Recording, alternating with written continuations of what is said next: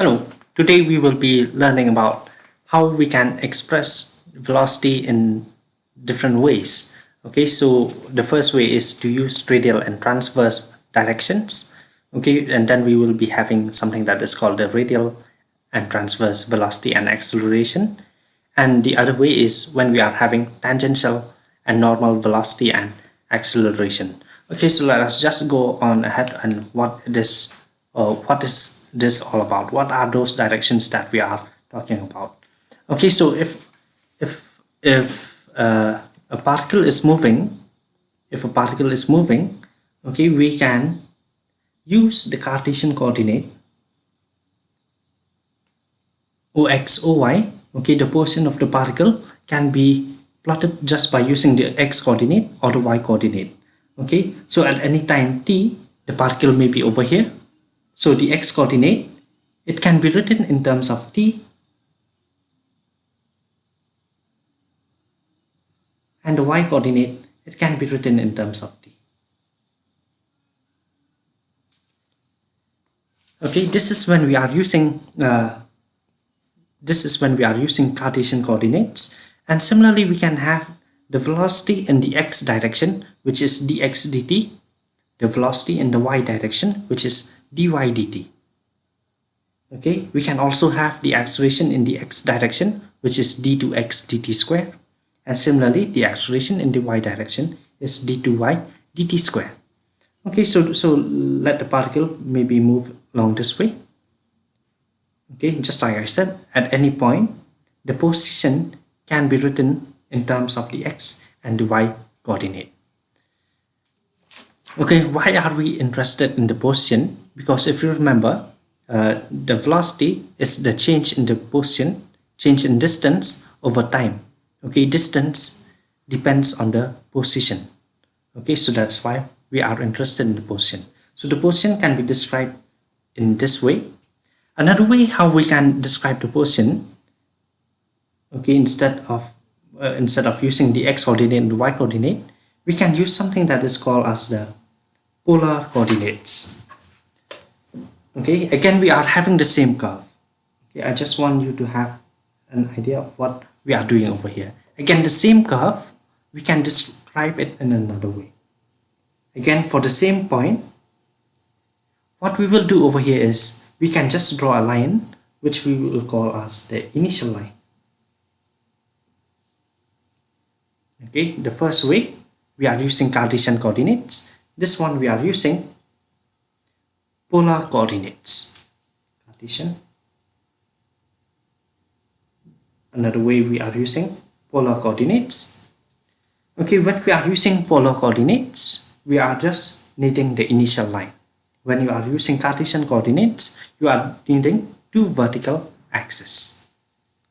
Okay, polar coordinates, we just need an initial line and we just need to fix a point over here anywhere, okay, which we will call as the pole.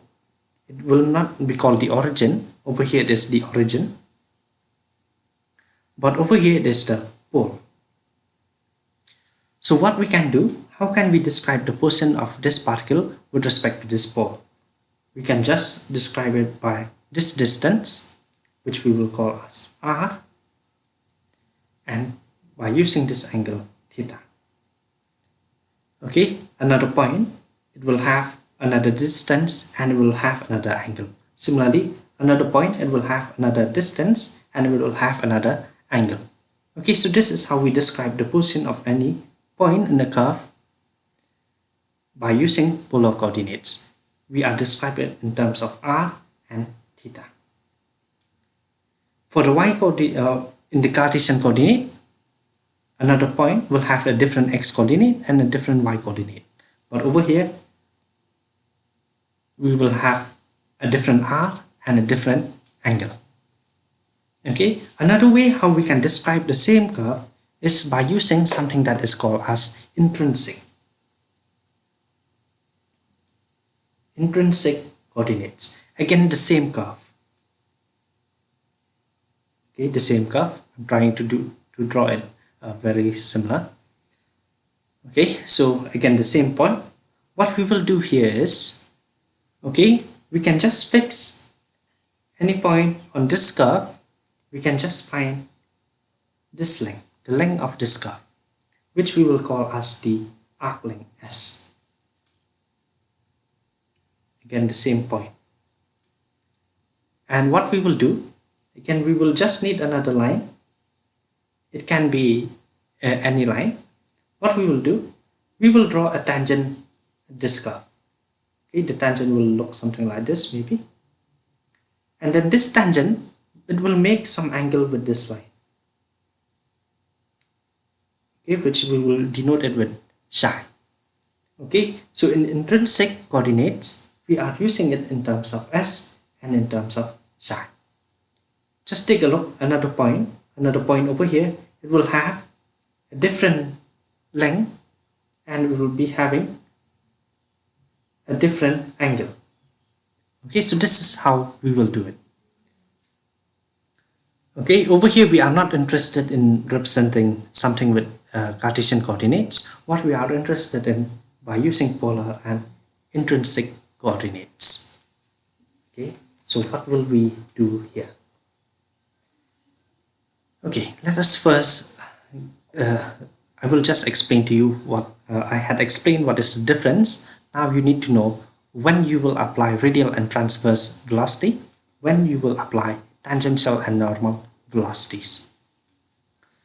For this one, whenever you are using polar coordinates r and theta, always remember that you will be expressing the velocity or acceleration in terms of radial and transverse.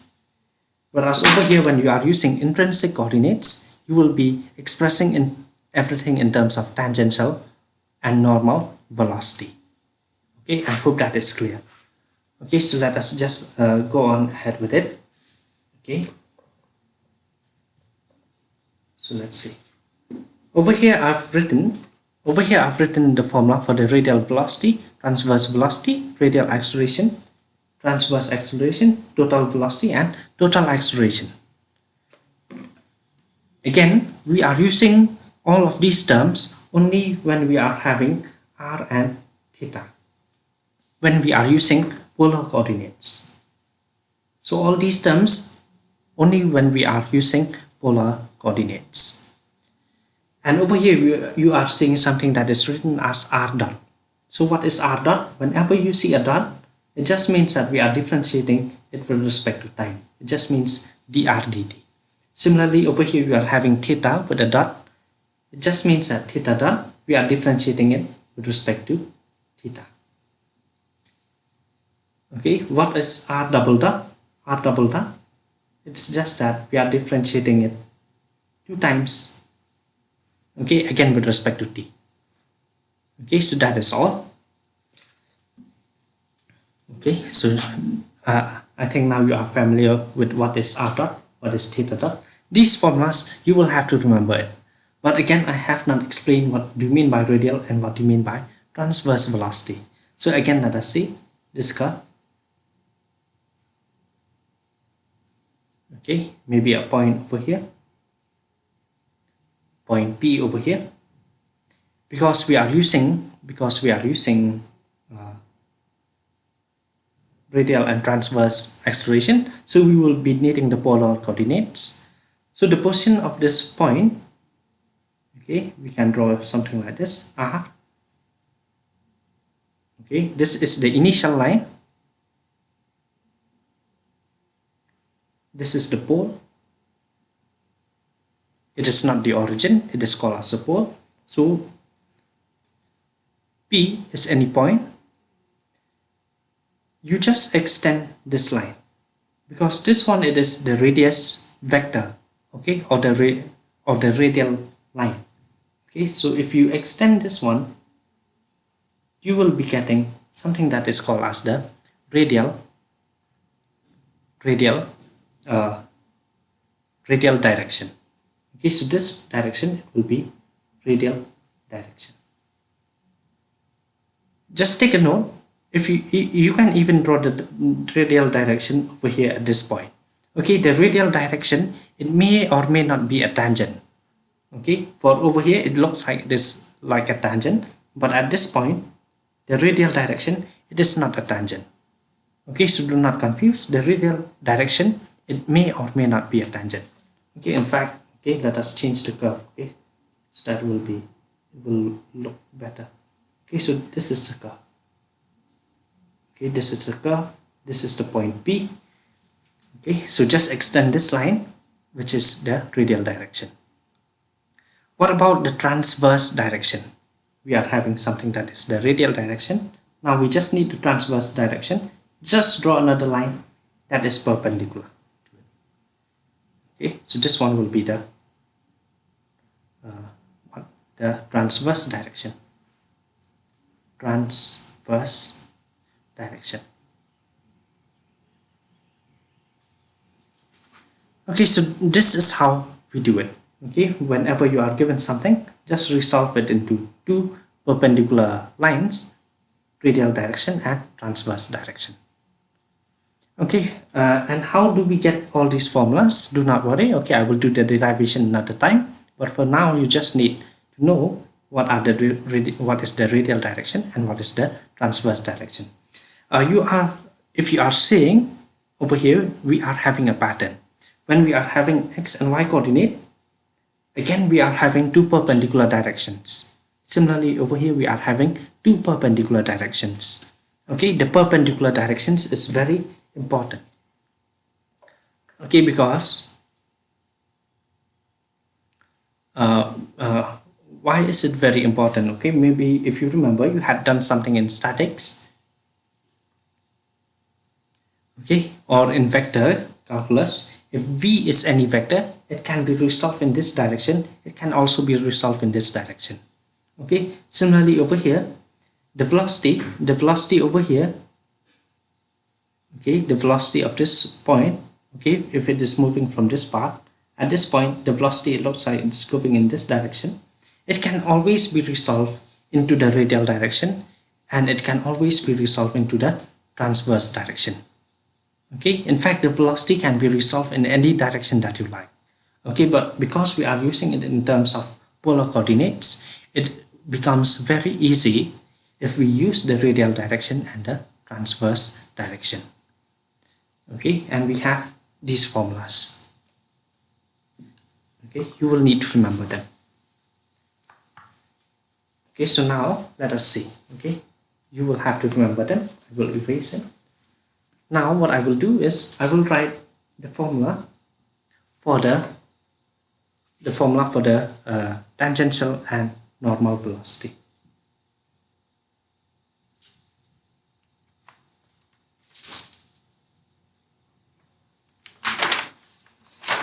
Velocity.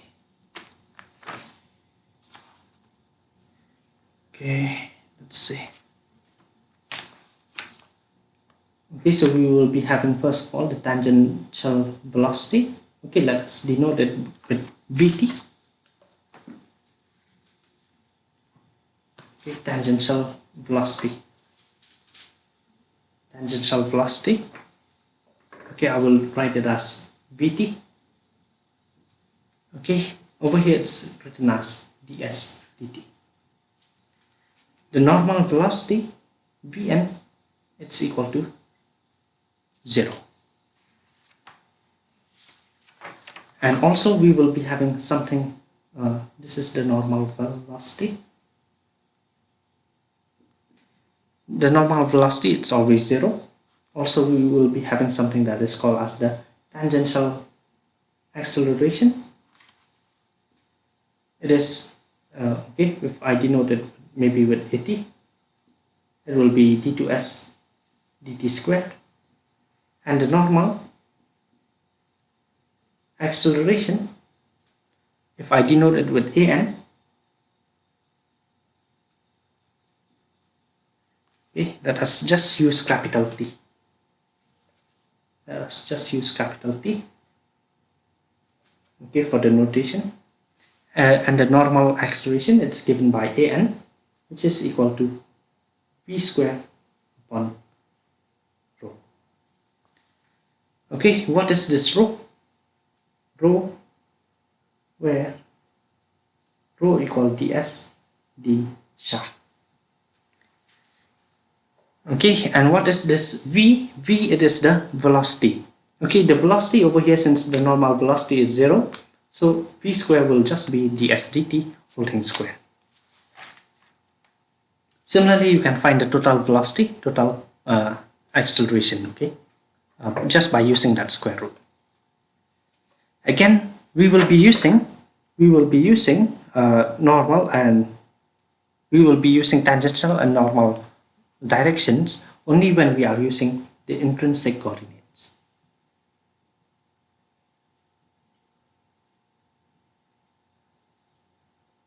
Okay, only when we are using the intrinsic coordinates will you be using tangential and normal directions. So let us just go ahead and see what are those tangential and normal directions. You are having any curve.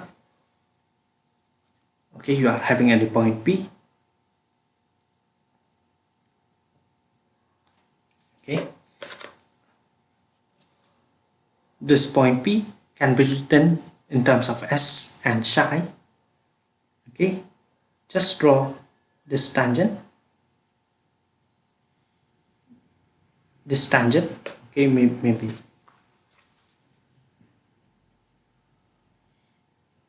okay, I am drawing like this. Okay, just draw the tangent over here. This tangent is making an angle psi.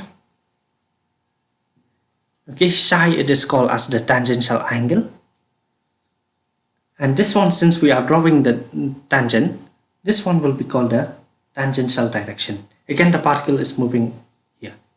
Okay, if the particle is moving in this direction, so the tangent will point in this way. Okay, I hope that is clear. And what will be the normal direction? The normal direction again will just be something like this. Okay, so this one is the tangential direction. And something that is perpendicular to it, it is called as the normal direction. So always note over here that the tangential direction, by the name only, it's always tangent. Okay, again, do not confuse it with the radial direction. The radial direction is when we are using polar coordinates. Okay, so again, all these formulas you will have to remember. Okay, I will do the derivation for all of this and explain to you how do we achieve this, okay, in the next video. Okay, but for now, you just need to remember it. Okay, so let us just try to do an exercise based on radial and transverse directions. Okay, let's see.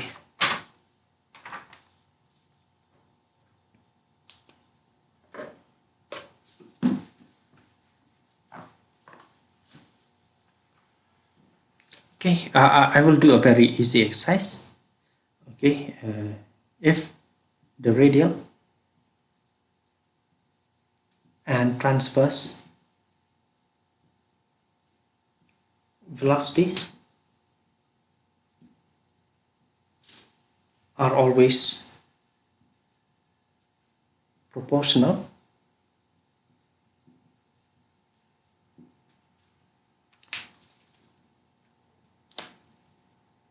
show that the path is a spiral given by r equal e lambda theta. Okay, so let us try to solve this equation. Okay, solution. Okay, what is given to us? Radial is proportional to the transverse velocity. Okay, so the radial velocity, it's proportional to the transverse velocity.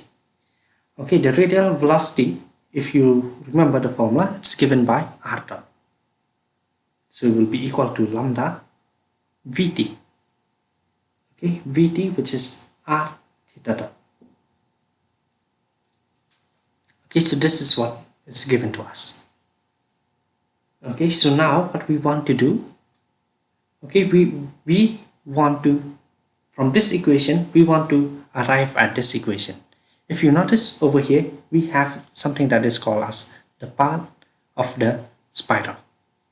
The path of the spiral, if you are noticing over here, it is depending only on r and theta, we are having no time factor over here. So we have to get rid of the time factor. Over here there is still a time factor because r dot, it can be written as dr dt. Okay, so over here we are having d theta dt. Okay, so easily we can think of it as cancellation. We can write it as dr equal lambda r d theta. Now we just have to separate the variables and integrate. Dr equal dr by r equal lambda d theta. Okay, so we have separated the variables. Now we just integrate them. So dr by r will give you log r equal lambda. Integration of d theta will give you theta. Okay, plus, okay, maybe log a. Okay, I am using the constant as a, or you can write it as in terms of c. Okay, do not worry. Okay, you will be getting the same thing only. Log r by log a. Okay, take this log to this side and then just use the properties of logarithms. You will be having this equal lambda theta. So r by a equal e power lambda theta. So r will be equal to a e lambda theta. Okay, so this one is the required part. How do I know that it is the required part? Because there is no time factor, which is the required part. Okay, so this is a very easy exercise. Okay, you can just do it like this. Okay, let us just take a look at another exercise.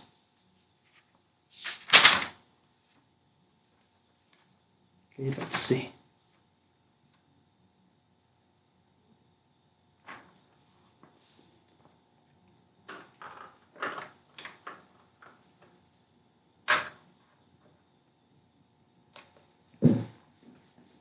Okay, another exercise, but this time it is based on the intrinsic coordinates.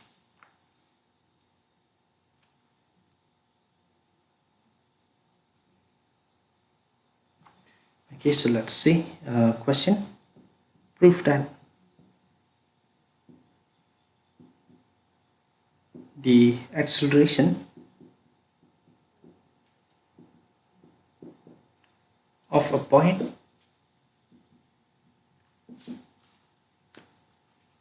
moving in a plane curve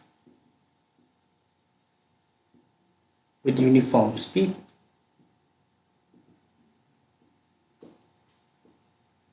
is rho psi dot square. Okay, so let's see.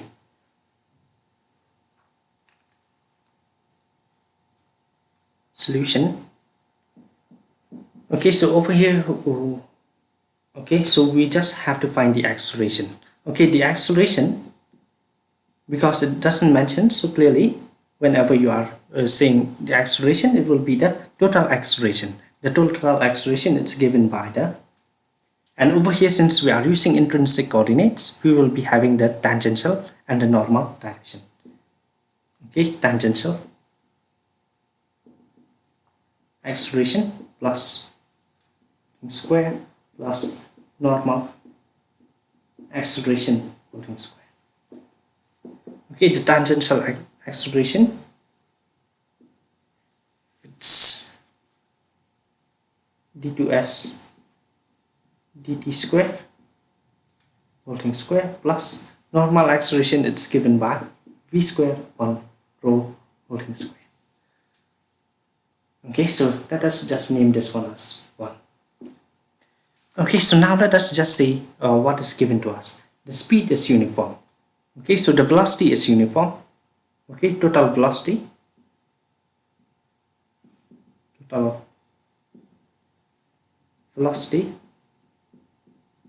which is v. The total velocity, it is equal to ds dt. It is uniform. Okay, so that is why it is constant. The total velocity is uniform. That is constant.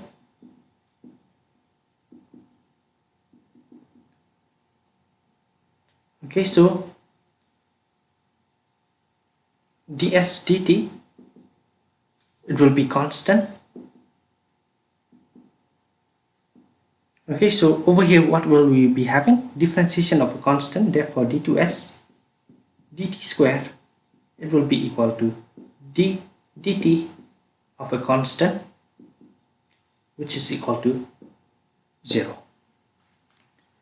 Okay, how do I know that the total velocity is ds dt? Because if you remember, the tangential velocity is ds dt, the tangential velocity is ds dt, normal velocity is always 0. Okay, the normal velocity for any point, any curve, it is always 0. Okay, so that is why the total velocity is uniform. That's why we are having only that tangential velocity is constant. Okay, so we can substitute it in equation 1. So the acceleration will be just v square by rho. Okay, hence, okay, but we have not obtained it, hence acceleration, if we substitute it in equation 1, it will just be v square upon rho. Okay, but v square, but v, it is ds dt, right? V is ds dt holding square, and rho, it is ds d psi. ds d psi.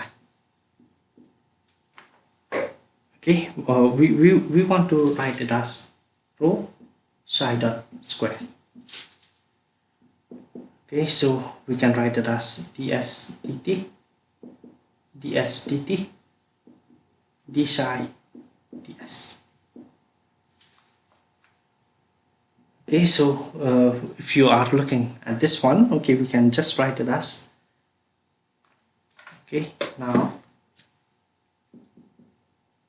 okay, since it's looking very complicated how we are going to achieve from here to here, so now we just calculate this one, rho psi dot square, rho it is ds d psi, psi dot it is d psi dt, d psi dt. Okay, so if you are looking over here, we are having, okay, this one, it can be written as ds dt, okay, ds dt d psi dt. Similarly over here we are having ds dt d psi dt. So we can conclude that this one, that the acceleration is in fact rho psi dot square. Okay, you can just calculate this one as a rough work. Okay, then you can calculate that it is equal. Okay, so this is very easy and a very easy exercise. Next time we will be doing some derivations. Okay, how did we get all those formulas? And also we will still be doing some more complicated exercises. Okay, but what I want to highlight over here is when you are having polar coordinates r and theta, you will be having radial and transverse directions. If you are using intrinsic coordinates, then you will be having tangential and normal directions. Until next time.